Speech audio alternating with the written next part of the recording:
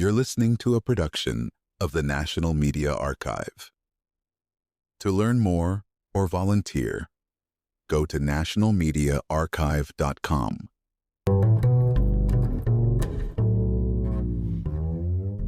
Picture this. It's the mid-1990s and America's shopping culture is thriving. But what if you could create not just a mall, but a destination, a place where shopping meets spectacle? That's exactly what the Mills Corporation set out to do in 1996, announcing plans for a mega mall in New Jersey's untouched Empire Tract marshland. Their vision? Over 4 million square feet of retail and entertainment in indoor city. But here's the twist. This wasn't just about stores.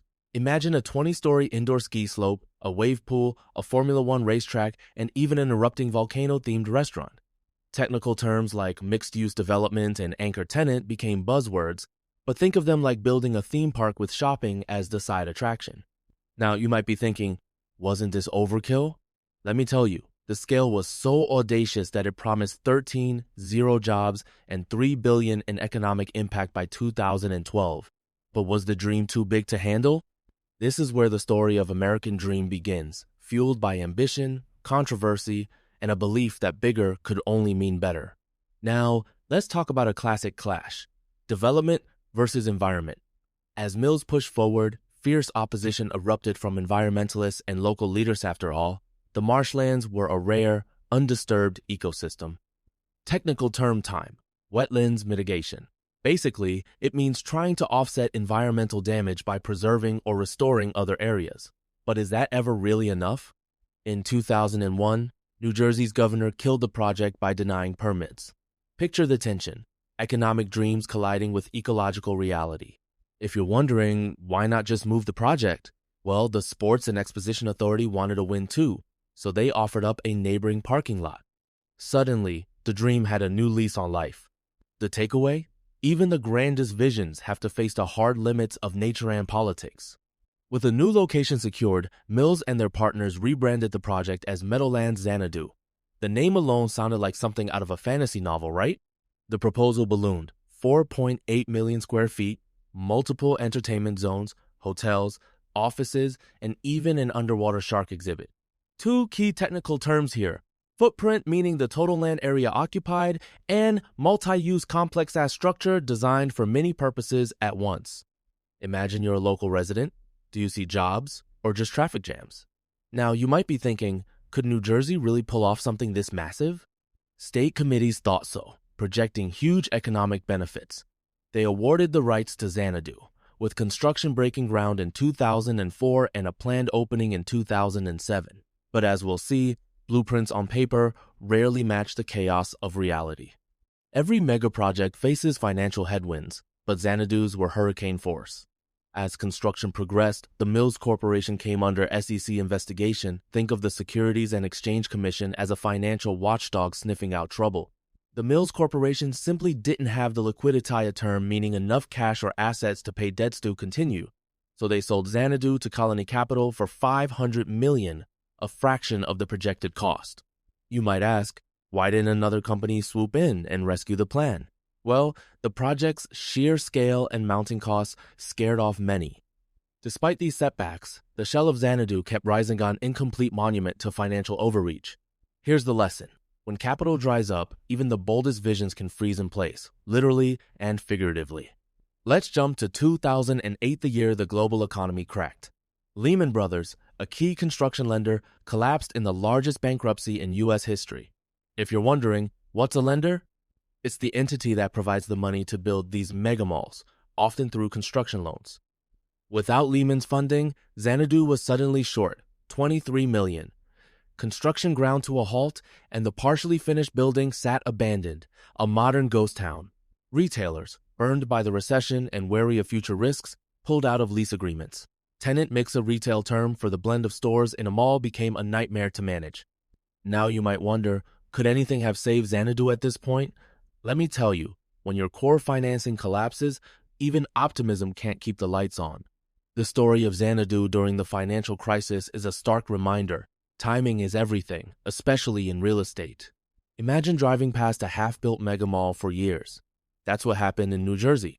The shell of Xanadu sat idle, battered by weather and time. In 2011, irony struck a section of the ski slope's roof collapsed under the weight of ice. That's structural failure when a building can't handle the physical forces it's designed for. You might ask, wasn't this avoidable? Absolutely, but when a project sits unfinished, even small issues become big disasters. The longer the delays, the more the property became a punchline for local sand eyesore and a symbol of wasted opportunity. Setbacks like this aren't just embarrassing. They're expensive, both for investors and the community hoping for jobs and revitalization. Enter the 555 Group in 2011, the same masterminds behind Mall of America. Their specialty? Mega malls, a term for shopping centers so large they become tourist destinations. 555 secured a $700 million loan, betting big by putting up their other malls as collateral, meaning, if this failed, they risked losing their crown jewels. Now, you might be skeptical, why would anyone double down on a cursed project?